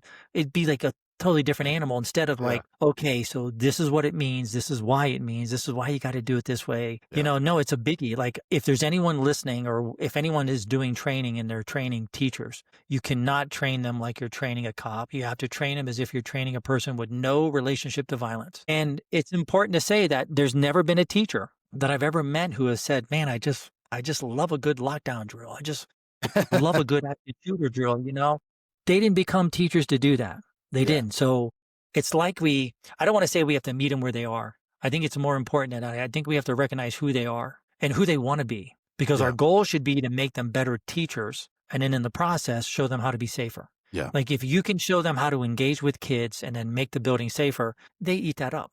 I mean, Yeah. that's like in their life purpose. So it's if you will, it's one of those things with community policing. If you became Yeah. a cop for the action and you became a cop to take bad guys off the street, all of a sudden, I'm going to try to tell you to do community policing. And that means that you may have to go sit in your car for 8 hours in a particular block or maybe do foot patrol for 8 hours in which you're just going to talk to people and you won't make a single arrest. Yeah. Man, I did not become a cop to do that. So I think if we remember that, we're more successful because I think at the end of the day, the only thing that matters is the outcome. 100%. And that was driven home to me when I joined the Secret Service because Uh, what you wanted was a boring day. If something yeah. happened, that means you failed in your security mission. Your mission is to make things so locked down and so safe that nobody even wants to attempt to try to do anything, which I can tell you after 7 years, is very boring. But that means Yeah. you did your job, right? And there's Okay. no So is metric. the, There's no way to check it. We right. didn't make all these arrests. We had all these breaches. You want zero. So you want to Yeah, go work a no. 12-hour day and have nothing happen other than I need to use the restroom and I need to eat. Uh, and the thing is no one ever comes back to you and says, "Hey, Tyler, you know what? I was going to attack the president on this day, but because No, of you guys, I didn't do it." Nobody ever comes no, back and says, "Hey, well done. Good job. You changed no. me." You just have to do the right thing at the right time and hope that you're going to have the right impact. I mean, preventing violence is a lonely business and it's Yes, a it is. long business Yeah, because you don't get the immediate feedback. And if you don't find something to anchor yourself in it, like if you don't find something that you can say that, regardless of whatever I receive on a daily basis, I know this is the right thing to do. It's hard to keep going. It's yeah. difficult. Well, let's get into it. Let's talk about how you got started and kind of where it goes and your process, because that to me that's equally as impressive as all the other things we just talked about. I Well, love what I you're I doing. appreciate that. I appreciate that. So I was given the choice as a school resource officer. I could go back to the road. I was given a choice, go back to the road or not go back to the road. Basically, I was going back to the road and I just couldn't do it. I couldn't do it at that time in my life. I couldn't do it. I was a school resource officer. I was a community police officer. Not that I didn't like the road, but my purpose was not the road. My purpose was community involvement, community policing. So I said, I'm leaving and I resigned. Yeah, And without a job, just to show you when you're young, I was like, whatever, I'll figure something out. I've had lots of jobs. I'll find something to do. And then I said, you know what can I do that I love to do? And I said, oh, working with cops. I love training SROs. I'll train SROs. yeah, So I started up a company in which all I did was just train SROs. And a lot of it in the beginning was really about trying to make personal relationships work because it was probably the biggest thing at the time. School safety was always big, but trying to fit into a school and have it mesh like it meshes now. I mean, now when I go and I give classes and I have half the room of SROs and half the room of principals, they're like the best friends. They stand up for each other. One time I had a road officer who came to one of the classes and he started berating the schools for not doing proper enforcement. And I sat back and watched, and it was the SROs who turned around and said, no, dude, no, you don't know what they go through. No, they are doing it. They're doing diversions. No, that's what no, you don't understand. And And I was like, wow, what a circle. Now it's the SROs who are standing up for principals, and principals stand up for SROs. I mean, it's a remarkable success. Yeah. So I started training SROs, and all I did was basically classes. I did a lot of basics. I did a lot of threat identification, student safety assessments, human threat assessments. When I was a cop in Virginia, and not many states do this, you can carry a dual certification as a crime prevention specialist. And what happened to me was I was an SRO and I had a kid who was a full-blown school shooter. He was on the path of violence. He was going to do it. We intercepted him at the last moment, and man, I was not prepared. I did not know what to do. I had no concept of what the threat looked like, and it really got me. It messed up my quality of life because I was like, holy cow, all of this was going on and none of us knew. So I turned to preventing violence, and I got certified in the state of Virginia. Just a great program, 180 something hours, lots of training, lots of follow-up. And that really, that I didn't know it at the time, but my training prepared me for my next step. So that training made me able to go stand in front of other people and train.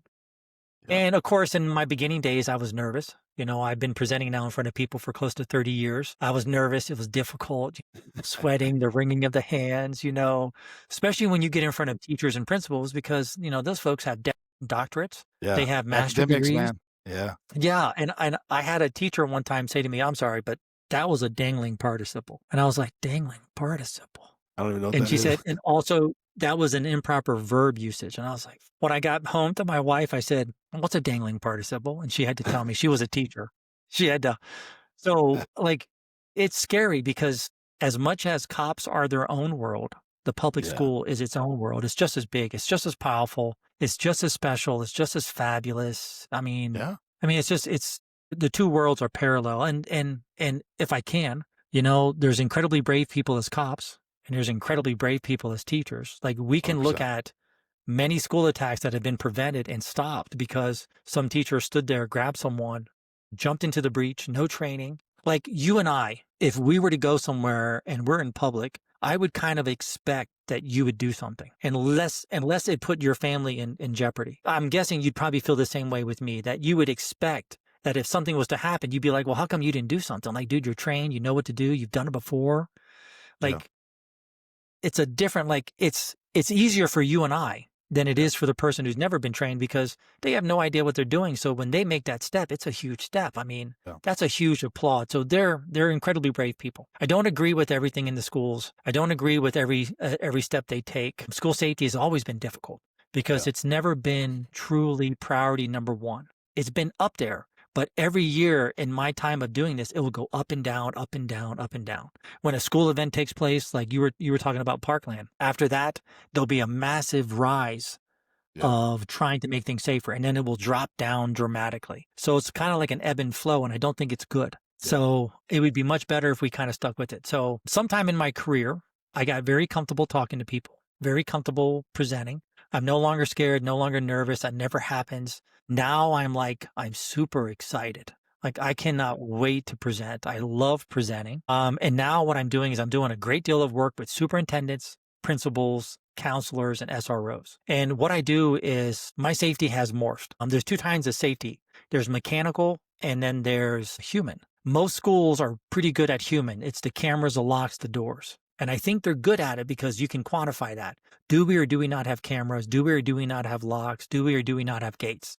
So it's easier to do, and especially for people who that's not their life ambition, is to be great at safety. The human side of it though, and we've known this forever.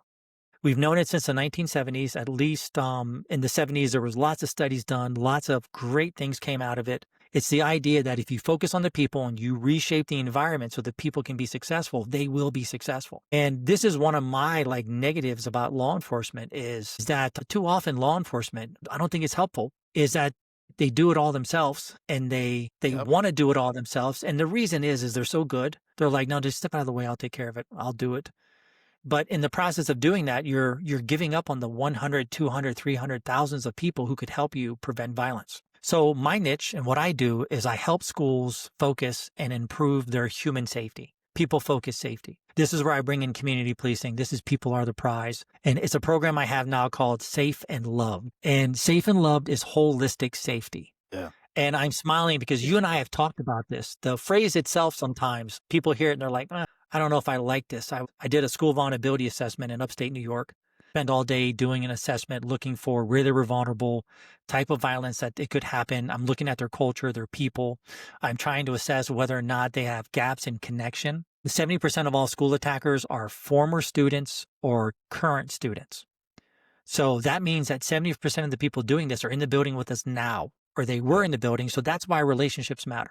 The better we can make relationships, the better the connections, the more we can see the kids, the more we can spot negative trajectories, and the faster we can course correct. So we can prevent these before they travel down the path of violence and they get worse. So connection's a biggie. Connection is protection. Connection is prevention. So I'm doing this vulnerability assessment and I completed the day and they brought in a bunch of people. They brought in fire guys, police guys, district superintendents. They brought in a whole group of key leaders and they put them into a room. And when I finished, we came in for a leader debrief. And what I do is I talk about everything that I saw and I talk about priorities, what the school needs to do. And I create them a safe and loved, full blown safety plan so that they can make their culture better, which will make their safety better. And they can make their safety better, which will lower fear and anxiety and therefore improve their culture. Yeah. It really is so combined. It's like you can't, I think if you work on one without the other, you'll have good safety, but you'll never have great safety. And if you work on one without the other, you'll have good culture, but you'll never have great culture. Yeah. So I go into this room and the principal introduces me and the principal says, this is Don Shomette and he just finished a vulnerability assessment and he does something called safe and loved. And that's his approach. And two cops were sitting in their chair like this and they both went, God. and then they looked right back at me. And I did what you did. I started laughing because I Yeah. know what they're thinking. They were thinking, 100%. give me a break. Yep. Some dude's going to expound on whatever.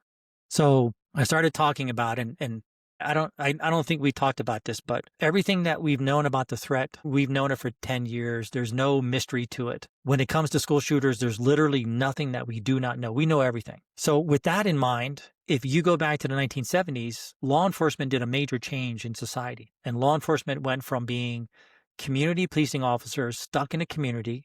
I mean, not by choice. They had to be there because they didn't have a car, they didn't have a radio. So when the cars came and every cop had a car and every cop had a radio in the 70s, they then left the community and they started traveling and going call to call to call. Service picked up and all of a sudden you had 10, 15 cops at one scene and it was very valuable. However, the community for the first time in, I don't know, 100 years, 1870, 1880, I don't know, forever, for a long time. Officers who were always there, always a part of the community were no longer there. Sociologists, they studied this and they said, well, what were these cops giving to the community that they no longer have?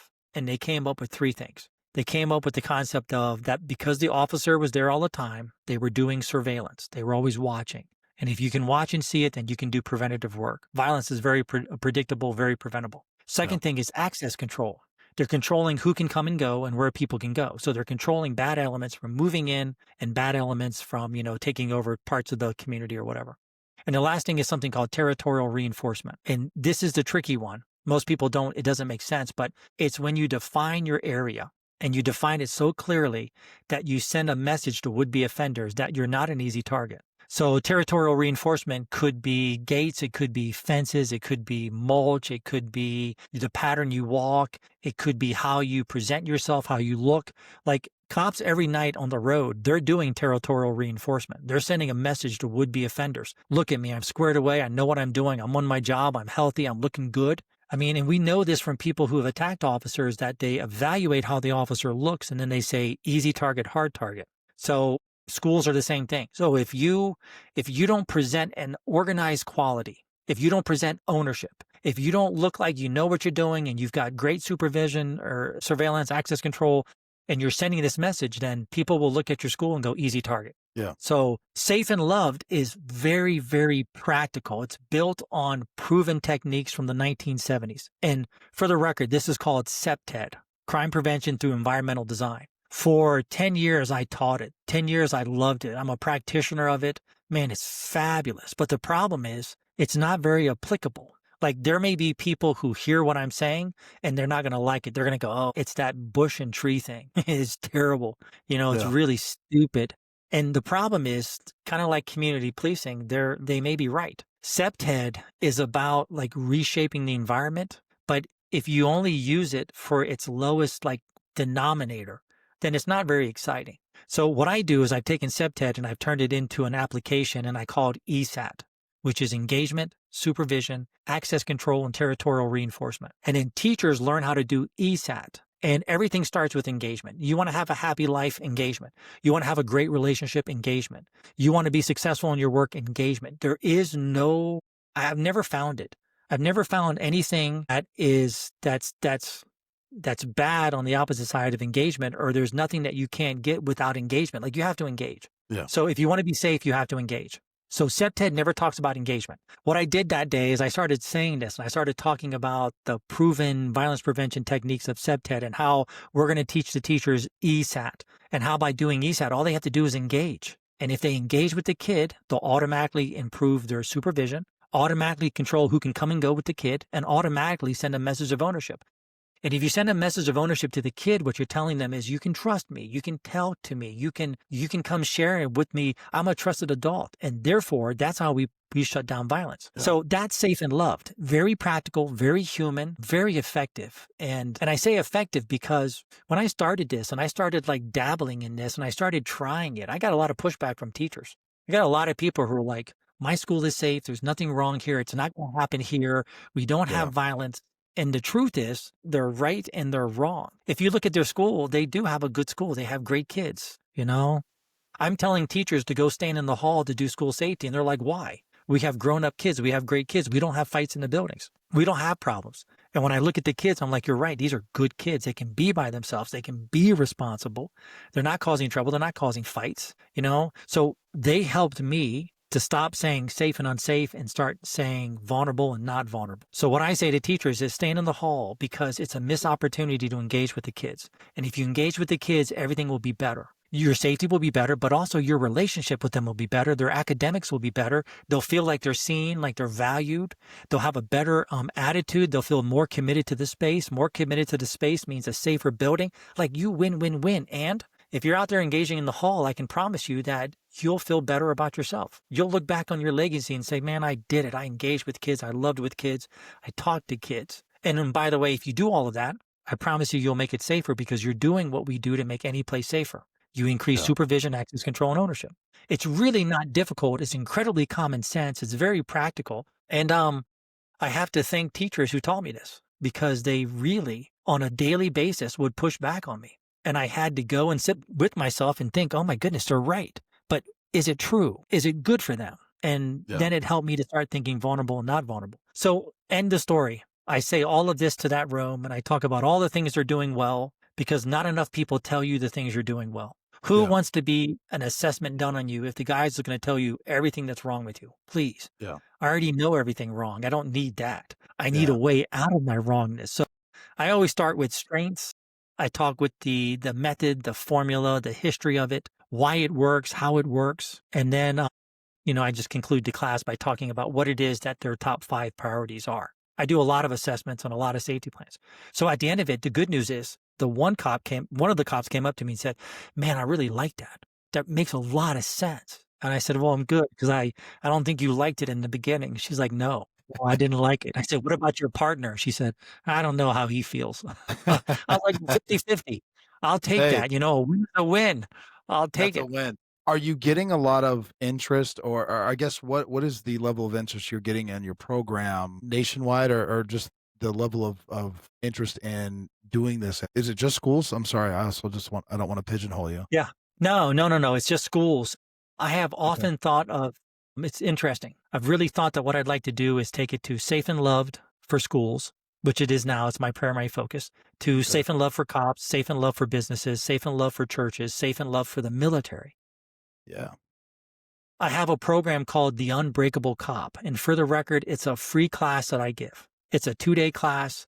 It's a emotional wellness class, many of the things that we talked about, in which I do for police departments for free if they host it. So there's no money, nobody pays. What I do is I just rearrange my schedule and I go there because I believe in it. Because as soon as my son became a cop, I started thinking, and I started seeing him change, and his personalities change, and some of it for the better and some of it not for the better. But I just said to myself that this is what I'd like for him to know, so his career can be the way he wants it to be. And I think, like, when we do emotional safety or emotional wellness for cops, I think the focus should not be that, how do I say this? The focus should be is that if you harness the emotional wellness of yourself It will make you a safer cop, a better cop, and it will make you be a cop longer. So it's not fluffy. It's not foo-foo. This is about protecting yourself so that you can do this job longer and better and it not impact your family as much as it will, because there's no way around this. It's going to impact you and your job. It's like what people say, you become a cop to change people, and then law enforcement changes you. Yeah. So that's a free program that I do, and I offer it up to any police department. But I pretty much stay on the East Coast of America. I go to St. Louis. I go to Missouri. If I can drive, I tend to drive. I prefer to drive. Yeah. Yeah. Not only do I feel like I've used up all my good luck in flying in an airplane, like I can't believe some tragedy hasn't happened to me, but if I drive, I go faster. Meaning I go do the training and I come back. Yeah. If you get on an airplane, it takes you 4 days, 5 days. It's like, it's like forever to go do one class. And I miss my wife. I've been married for close to 32 years. I love my wife. The most important thing in the world to me, my children. I love my children. I don't want to be away from them. I don't want to be away from my grandkids. So I Yeah. pretty much on the East Coast. Now, am I willing to go to Florida? Yeah, I've been to Yakima before, or Washington. I'll go other places. But what ends up happening is I just get so busy in some kind, like certain states, that I just pretty much stay in those kind of states for like maybe 6 months. And then, word of mouth, and I go to the next and the next, and I just kind of bounce around. But the unbreakable cop, if there are any officers, or when people, officers do watch this, if their department wants it, you can check it out on the website, totally free. So, and I love doing that class because I feel like I'm really helping folks, especially people who may be like my son. Yeah. And then besides that, what are the questions? So I guess what I'm saying, it sounds like there is a lot of engagement and interest, which is good for me to hear, because that has not been my experience. And you're reminding me of my high school, which was all modular trailers at the time. And now it's been built into a 4-story fortress. Good or bad, I don't know. But it sounds like, at least in your area that you work on the East Coast, that there seems to be that interest in it, and you're being received well. Yes. Yeah, very well. Which is good. That's not normal. That's not been my experience, just so you know. Well, here's the thing. Whenever I do a class, and there are sometimes I may get 600 evaluations back. My wife cannot look at them. My wife cannot read the evaluations. No, she can't do it. Like, she'll read an evaluation where the person doesn't like me or something, and it didn't go well. Yeah. Even if, let's say we have 600 let's say we'll make it easy, 50 evaluations, 48 of them really liked me, really loved the program, but 2 didn't like me. She'll focus on the 2. Yeah. Whereas I no longer do that. I no longer look at the ones who didn't like me. I focus on the majority, and I listen to everyone. And I guess here's the moral of the story. If there are schools out there that do not want to do it, then my job is not to impose anything on them. It is to suppose a better way. And if I haven't explained it well enough to them where they want to try it, then I'll take that and own that. And there are some schools that I don't want to say they're in survival mode, but they're not in thriving mode. They're trying to get by on a daily basis. Classroom disruptions are unbelievable. Staff morale is really low. I was in a school in Rochester, New York, did a vulnerability assessment. And when I finished it, it was a good school, good kids, good building, great safety and security. And here's a weird thing. It's a kind of a paradox. When you have great safety officers and security officers, it can be sometimes one of the worst things that ever happens to you, because you have a core group of great guys and women, men and women, who are great at what they do. So what ends up happening is they start doing it, and then the teachers do less. And when they do less, the vulnerability goes up, because now the staff, they're no longer engaging with the kids. They're not correcting behaviors. They're not doing discipline. They're not engaging. They're not standing in the halls. Other people are so good at what they're doing, it's giving everyone else permission to do less. And that makes you more vulnerable. Yeah. So I went to this school and I did a vulnerability assessment, and I was talking to the superintendent when it was all over. And I was saying everything about the building, and I was talking about what was going on. And the superintendent was kind of shocked and said, "I can't believe this. I cannot believe that you did not see more engagement on the part of the teachers. There was no engagement." And I was like, there was maybe 10% of teachers engaged in a deliberate way to make the building safer. And what I mean by is not doing safety. I mean by engaging with kids, talking to kids, getting close to kids, re-energizing relationships and connections. And we talked about it for a long time. And here's the point behind it, is that the staff had gone through, and this was the missing piece of the puzzle, the staff had gone through 7 principals in 8 years. And when a new principal comes in, the principal comes in full of energy. They come in ready to go, and then they implement all kinds of new things. And some of these things are great. But the staff who had been there for 7 years had been basically kind of what happens to Marines when you put them on deployment. You go at 100%. And then when you come back and you get a new commander, they're not ready to give you a break for even 3 weeks. They're ready to go 100% because they're fresh. So the staff was exhausted. They were worn out, not bad people, good people. So like their pushback on doing it wasn't because they didn't like it. It was because they were just trying to get through the day. Yeah. They were trying to make it. So for me, what I do is I remind myself, there are 98,000 schools in America. I work with about 100 schools a year. I'm not trying to work with everyone because I don't think everyone wants to do holistic safety, because it does require you to be proactive and engage. For the people who like it, they love it. I receive emails, I receive text messages. I just got something from a school district that said that it dropped the expulsion rate from 12 kids a year to 4 kids a year. So it had this weird thing about like it's engagement. Everything you want is on the other side of engagement. So like they love it. But then there was another school that asked me to come in and do a training, and they said, we don't want any human training. We don't want you to do any training at all on the person, but we only want you to do mechanical. And I said, well, I do human and mechanical. I don't know if I can do both. And they said, well, we only want that. And I said, okay, here's the deal. I'll do the mechanical for you and I'll throw in the human for free, because I can't see people. Like, you're asking me to be something that I'm not. I can't. Yeah. So I said, here's what I'll do. I'll do 2 reports for you. I'll do completely 100% human or mechanical. I won't talk about the single person. And then for your leadership, I'll tell you what I saw as far as strengths and areas of improvement when it comes to people, like what your people could do to be safer on a daily basis, how you can blend safety into your rhythms of your day. And they said, no, I would have given them what I give everyone else for 50% less. Yeah. And I would have done it for them for free. And it would have been only to their best interest. They could have taken it and said, oh yeah, this looks good, and trash it, but they were like, no, like, we're not doing human. And I just said, I can't do only one of them. You're going to get both. I'll charge you only half because you only want me to do half. And I'll do the other half because I think it's that important to you.